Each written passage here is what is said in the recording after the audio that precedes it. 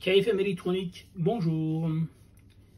Aujourd'hui, je vais vous montrer comment on peut bricoler facilement un capteur d'humidité avec une baguette de brochette que j'ai récupérée dans une boucherie.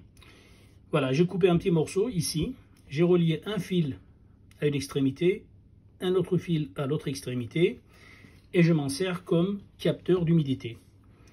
Par contre, il faudra donc traiter le signal à ces bornes pour donc s'en servir comme on veut. On pourra soit mettre en marche un VMC lorsque l'air est humide pour extraire la buée, soit mettre un brumisateur lorsque l'air est sec.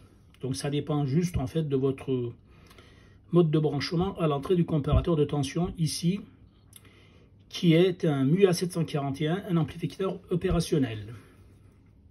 Voilà comment ça fonctionne. On va faire une petite simulation avant de passer à l'étude théorique.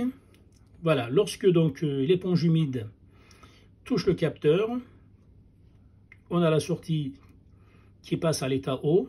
On pourra donc s'en servir comme automatisme pour commander un moteur VMC. Ou dans le cas contraire, on pourra mettre en marche un système de brumisateur pour humidifier l'air de la chambre. Certaines personnes sont allergiques à la poussière et on aura besoin d'humidifier l'environnement. Voilà, donc on va passer maintenant à l'étude théorique.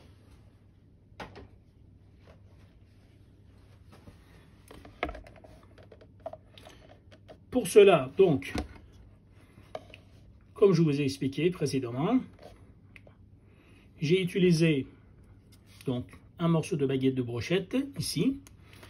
J'ai mis un fil à une extrémité, un autre fil à l'autre extrémité, et je m'en sers comme capteur. Parce que suivant que la surface sera donc plus ou moins mouillée ou sèche, la résistance de ce morceau de bois va changer, et donc je pourrai m'en servir dans un comparateur de tension. Voilà le montage que je vous propose, qui utilise donc un amplificateur opérationnel MUA741, monté comme ceci à l'entrée.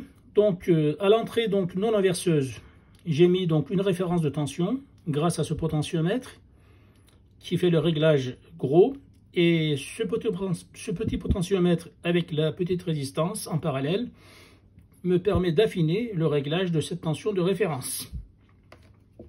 Et le capteur d'humidité est branché entre la masse et vers le plus à travers une résistance de 220 kΩ. Donc à l'état donc où l'air est sec, j'ai donc ma résistance est au maximum ici, donc la tension non inverseuse, la tension inverseuse est supérieure à la tension non inverseuse, la sortie est à l'état bas, la diode ne s'allume pas. Mais dès que l'air devient humide, cette résistance va baisser, et puis donc notre entrée inverseuse va se retrouver inférieure à l'entrée non inverseuse, et la sortie va passer à VCC, donc la tension de 9 volts. Voilà, ce montage donc pourra servir le capteur pour mettre en marche soit un extracteur de vapeur dans un local si l'hygrométrie dépasse le seuil réglé par le potentiomètre de 100 kΩ et affiné par celui de 47 kΩ. On va passer donc de nouveau aux essais pratiques. L'air est sec, donc je n'ai pas besoin de mettre mon extracteur en marche. L'air devient humide.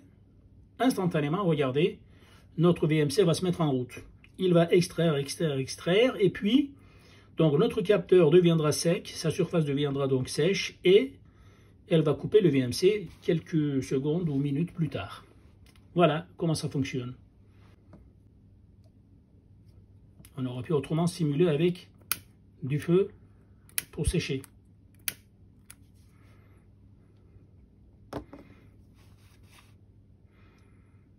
Allez, bonne soirée, à bientôt. À bientôt, likez s'il vous plaît et abonnez-vous. Merci beaucoup, bonne soirée.